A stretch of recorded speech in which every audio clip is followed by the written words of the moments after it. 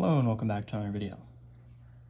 This problem, we are given a glass, which we're told can hold a maximum volume of 473 cubic centimeters, approximately 16 fluid ounces. We're told that water pours into the glass slowly at a constant rate. We're asked which of these graphs illustrates the height of the water level in the glass as it fills.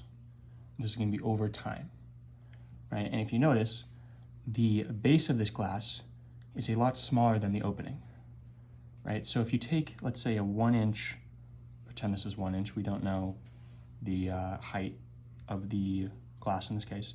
If you take a 1 inch section, right here, this section has a smaller volume than a 1 inch section up here, right?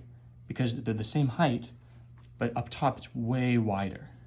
So when you're pouring in water, it's gonna go in, the height is gonna go up a lot faster at first because there's just less area to fill. And then as you go up and up and up, it gets wider and wider.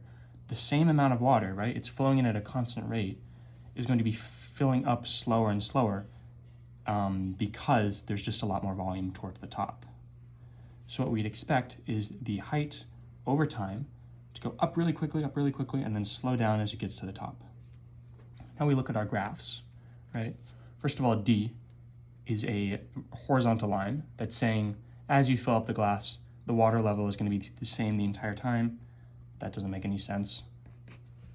A is saying that it's going to be a line, it's going to be a constant rate, right? Which we would expect if it was just a pure cylinder, right? If it's a cylinder and the bottom and the top are the same, well, the thing we just did with the 1 centimeter or the 1 inch sections, right? Filling up 1 inch up here is the same as filling up 1 inch down here. It's not the case here though, so A is not going to be our answer.